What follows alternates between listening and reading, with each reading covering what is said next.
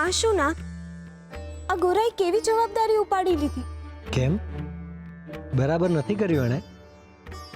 માછલીને ઉડતા શીખવવું એવું કામ છે આ? એક નાસ્તિક જે પોતાને ઈશ્વર માને છે એના મનમાં તમારા માટેની શ્રદ્ધા જન્માવી એ તો અશક્ય કામ છે.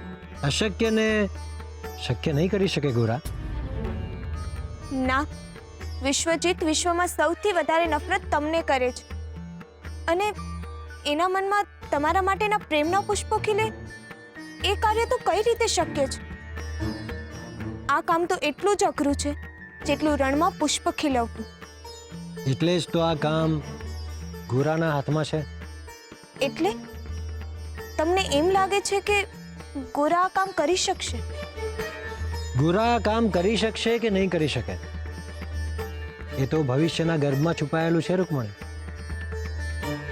ના, મને નથી લાગતું કે આ કામ શક્ય છે, કારણ કે સાહેબ સરકારના મનમાં તમારા નામને પહોંચવા માટેના બધા જ દરવાજા એને પોતે જ બંધ કરી દીધા છે અને ભજન કીર્તન વગર ગોરા તમારા નામને એના મન સુધી કઈ રીતે પહોંચાડી શકશે?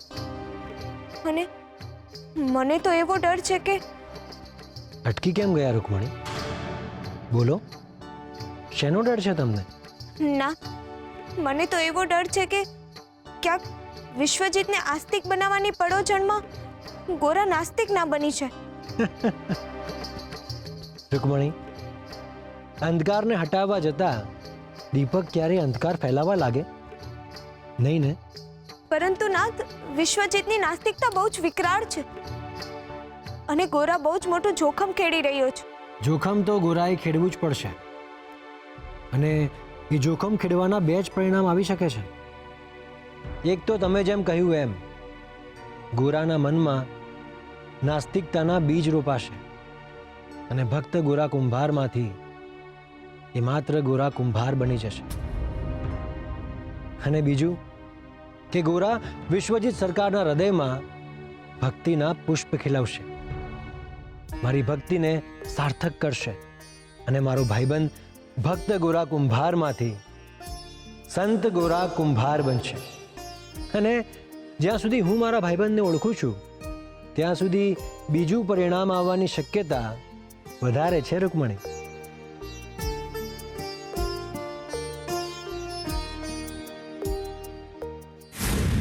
શું માધવપુરમાં કૃષ્ણ ભક્તિ વર્જિત? હા બાપા, સાચી વાત છે. મેં સાંભળ્યું તું, બધા વાતો કરતા હતા. આ કેવા વાવડ છે! આવું તો કોઈ દી ન સાંભળ્યું. આપણું ગામ તો હરિના નામથી જ હાલે છે. માસી, હવે હરિનું નામ નહીં લેવાય. પૂછે ને બહાર ગઈ હતી ને તો કાળા કપડા વાળા બહુ બધા સૈનિકો હતા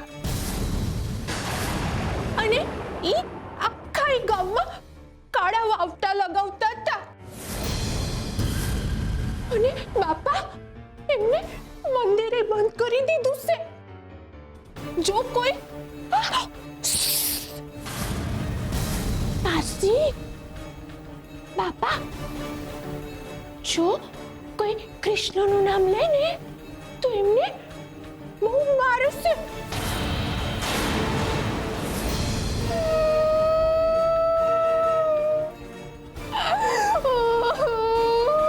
હવે નહીં લો, નહીં લો, નહીં લો, નહીં લો.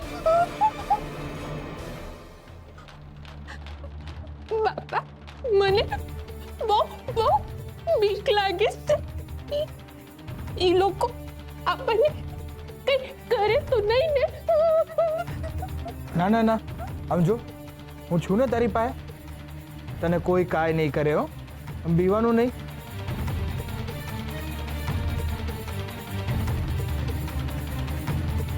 આ કેવા લોકો આવી ગયા છે ગામમાં!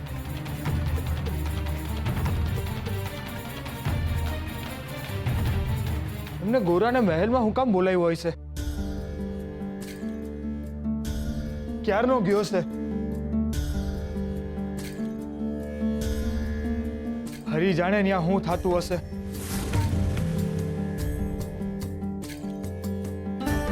એ હરી, મારા ગોરાને હેમખેમ પાછો મોકલી દેજે હો. હા ભા, મને એ બહુ બીક લાગે છે. સવારે ભગત ભજન ગાતા હતા એટલે જ એમને લઈ ગયા છે. હું કરતા આવીશ એમની હારે. તુલસી બહુ, તમે જરાય ચિંતા ના કરો. હરી છે ને એ હંધોય સંભાળી લેશે.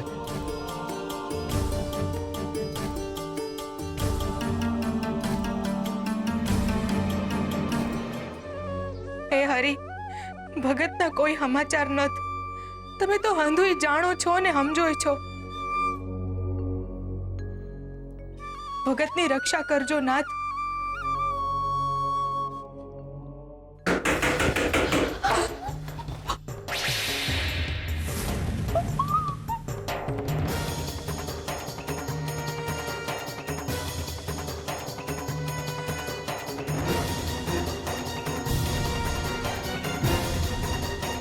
કોણ છે ત્યાં?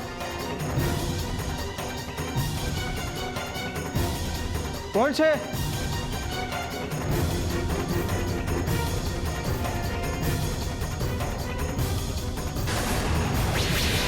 કોનું કામ છે તમને? તમારા ઘરની કૃષ્ણમૂર્તિનું. કૃષ્ણમૂર્તિનું તમને શું કામ? તમારે કૃષ્ણમૂર્તિને ભૂલી જવાની છે. આખા ગામમાંથી કૃષ્ણમૂર્તિ ભેગી કરવા અમે નીકળ્યા છીએ. શું સવાલ શેના કરો છો? અમે સાંભળ્યું છે તમારા ઘરમાં કૃષ્ણની 2 મૂર્તિઓ છે. લાવો, અમને સોંપી દો અથવા ચડાવી દો એને મેડીએ. આજથી કૃષ્ણ ઘરમાં કે મનમાં ક્યાંય રહેવાના જોઈએ. જો કોઈ કૃષ્ણનું નામ પણ લીધું છે તો અમારે બહુ કડક પગલાં લેવા પડશે. એમ કેવા પગલાં લેશો? તું એવા પગલાં લઈશું કે અમારા એ પગલાં નીચે તમે દબાઈને કચડાઈ જશો.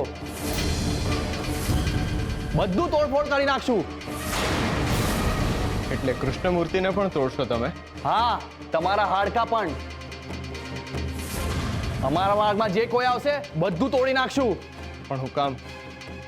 એમ કરીને હું મળશે તમને? સાહેબ સરકારે કહ્યું છે કૃષ્ણનું નામ પણ નથી લેવાનું. હું એ જ કહું છું ને, એમને ખાલી કૃષ્ણનું નામ બોલવાની કે સાંભળવાની ના પાડી છે ને, પણ જોવાની ક્યાં ના પાડી છે? ને કદાચ જો એમને જોવાની ના પાડી હોય ને તો એમાં એમની જ મૂર્ખામી છે.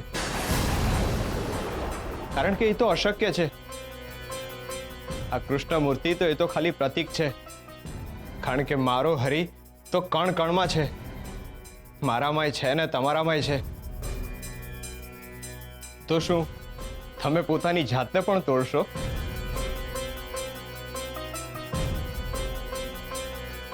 તમારી નજર જ્યાં જ્યાં જશે ને ઈ હરી છે. તમે આંખું બંધ કરશો ને તો એ અંધકારમાં પણ હરી છે. બોલો, શું કરશો? ક્યાંથી દૂર કરશો હરીને? નજરમાંથી કે પછી મનમાંથી?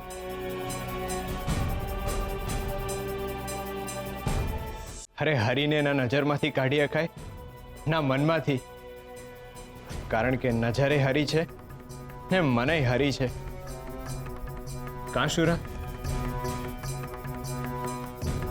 હવે તમે જ કે હું કરવાનું? હરીની મૂર્તિ મેળીએ ચડાવી દઈએ કે પછી એને જ્યાં છે ત્યાં જ રહેવા દઈએ?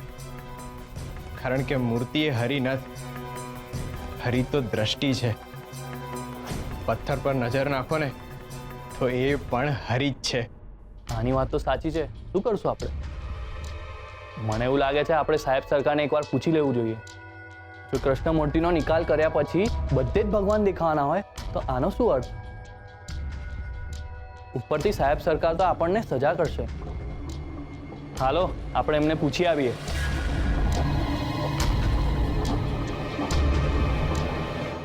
વાહ, તું આમ હસી કેમ રહ્યો છે? તું આ સ્થિતિને ગંભીરતાથી કેમ નથી લઈ રહ્યો? થોડો સમજવાનો પ્રયત્ન કર. તારા આ વર્તનના કારણે હું થઈ શકે છે એનો તને અંદાજો નથી. આ સાહેબ સરકાર તો શક્તિસિંહ કરતાંય વધારે ક્રૂર લાગે છે. એમને નહીં ગમે ને તો આપણી હારે હારે આખા ગામને વધુ નુકસાન પોગાડશે.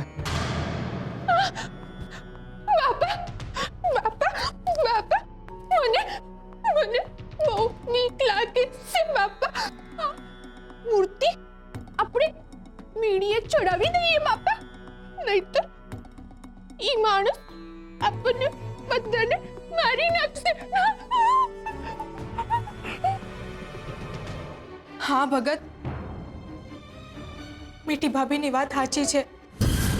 દુકાળમાં વળી અધિક માસ, એમાંય ઘરમાં તકલીફો ક્યાં ઓછી છે.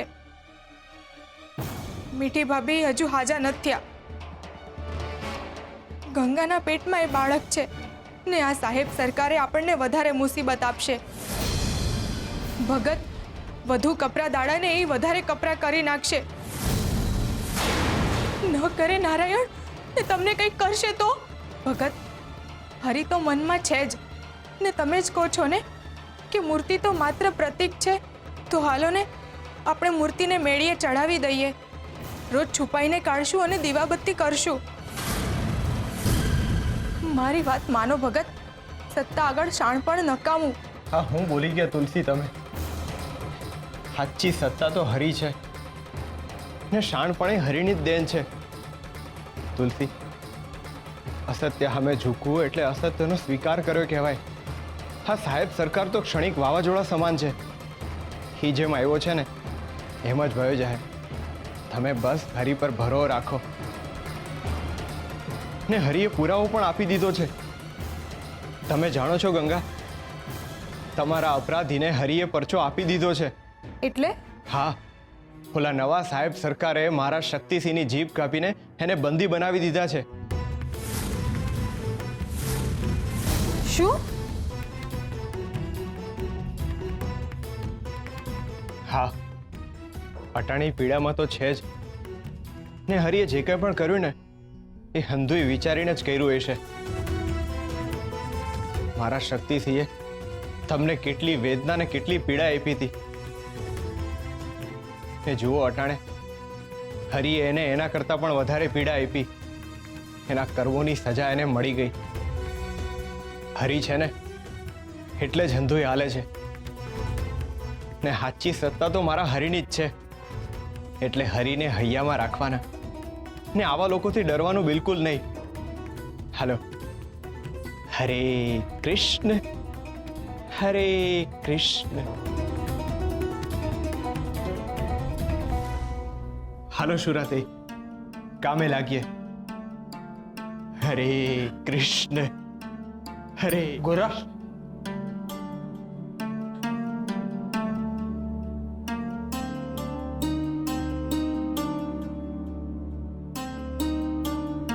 તુલસીબેન, તમે ચિંતા ન કરો. આપણા હરી તો ભગત છે. એમણે કીધું છે ને કે શ્રદ્ધા રાખો તો રાખો શ્રદ્ધા. હરી છે ને એટલે આપણું કોઈ કાંઈ નહીં બગાડી શકે.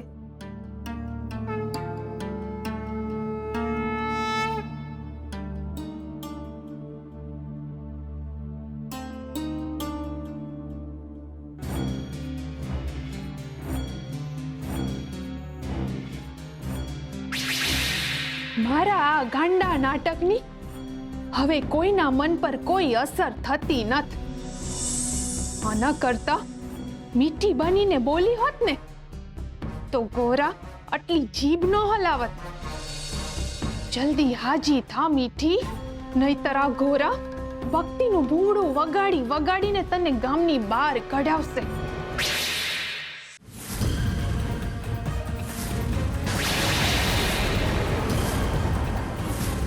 આજથી અબકડીથી માધવપુરના ભગવાન બદલાઈ ગયા છે. તમારા નવા ભગવાન છે વિશ્વજીત સાહેબ સરકાર. હવેથી પૂજા થશે તો ફક્ત ને ફક્ત મારી થશે. ભજન ગાવા હોય તો માત્ર ને માત્ર મારા જ ગાવાના. મારું સામ્રાજ્ય અને મારી સત્તા અને હું જ ભગવાન. એટલે મારા સામ્રાજ્યમાં આજથી કૃષ્ણ ભક્તિ વર્જિશ, ભક્તિ વર્જિશ, ભક્તિ વર્જિશ, ભક્તિ વર્જિશ. મારી જીભ હવે મારા જીતની વચ્ચે નહીં આવે.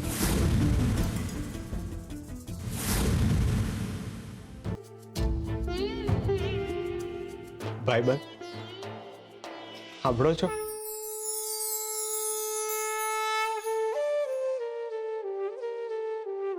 એક વાત મારા મનને કોરી ખાય છે.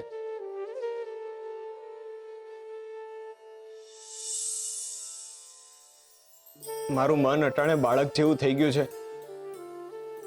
મનમાં સવાલો છે ને ડરે છે. મારા મનમાં એટલા બધા સવાલો રમી રહ્યા છે ને એના જવાબો મારે જોઈએ છે. હું તમને પૂછું, તમારી ઈચ્છા મુજબ જ થઈ રહ્યું છે ને મને એવો સવાલ નથી થતો કે આ તમે કરી રહ્યા છો એ હું કરવા કરી રહ્યા છો. પોતાની જ ભક્તિને આ ગામમાં વર્જિત કરીને તમે એવું કાંક તો કરવા માંગો જ છો જે આ સંસાર હાટું સુખદાયક હોય.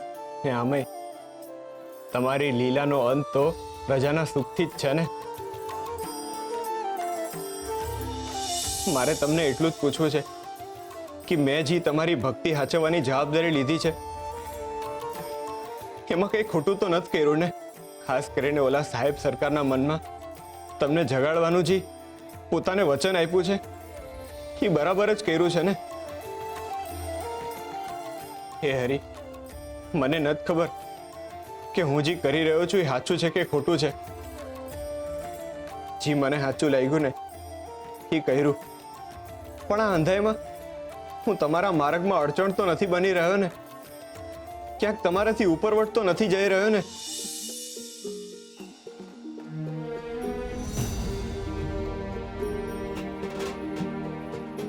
લોકોની વાહવાઈની અસર મારા પર થવા માંડી છે. ના એ મારું પદ છે ના મારી લાયકાત છે. હું તો એક પામર માણસ છું જેને ભજન સિવાય ભક્તિમાં બીજું કાંઈ નથી આવડતું. તો પછી લોકોને તમારી ઓળખ હું આપવાનો? હું તો બસ ખાલી એટલું ઈચ્છું છું કે લોકોના મનમાં તમારી સાચી છબી ઊભી થાય. તમારા નામની અમીરી લોકોને સમજાય ને એના હાટું મારે કઈ વાહવાઈ નથી જોતી. બસ તમારી સહમતિ જોઈએ છે, તમારો સહકાર જોઈએ છે. હલેસા હું જ મારીશ, પણ હાથ તમારા જોઈએ છે. બસ મને એક મૂંગું વચન જોઈએ છે. મને વચન આપો કે હું જે માર્ગમાં જાઉં છું ને એ માર્ગમાં અનેક વળાંકો આવવાના છે.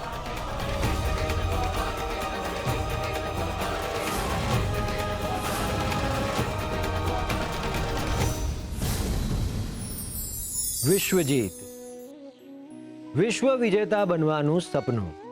આ સંસારમાં જન્મ લઈને દરેક મનુષ્ય એનો અધિપતિ બનવાની તીવ્ર ઘેલછા રાખે છે. દરેક મનુષ્યને આ સંસારને પોતાની મરજી મુજબ ચલાવવાની ઈચ્છા હોય છે, પરંતુ આ સંસાર ક્યારેય કોઈની મરજી મુજબ ચાલતો જ નથી. આ સંસાર ચાલે છે કુદરતના નિયમ પ્રમાણે અને મનુષ્યના કર્મ પ્રમાણે. આ સંસારને કોઈ ચલાવી નથી શકતું. સંસાર તો આપમેળે જ ચાલે છે. સંસાર ચક્ર મનુષ્યના કર્મને આધીન છે અને મનુષ્યના કર્મ મનુષ્યના મનના વિચારોને આધીન છે. એટલે મનુષ્યએ પોતાના મનના અધિપતિ બનવાનું છે. અને એકવાર મનુષ્ય પોતાના મન ઉપર વર્ચસ્વ બનાવી લે છે ત્યારબાદ એ મનુષ્યને આ સંસારની કોઈ પણ વ્યક્તિ કે વસ્તુ પર પોતાનું પ્રભુત્વ લાવવાની ઈચ્છા કે ઘેલછા નથી રહેતી. યાદ રાખજો, મનુષ્યએ વિશ્વના અધિપતિ બનવાની નહીં, પરંતુ પોતાના મનના અને શુદ્ધ ભક્તિના અધિપતિ બનવાની ઈચ્છા રાખવી જોઈએ.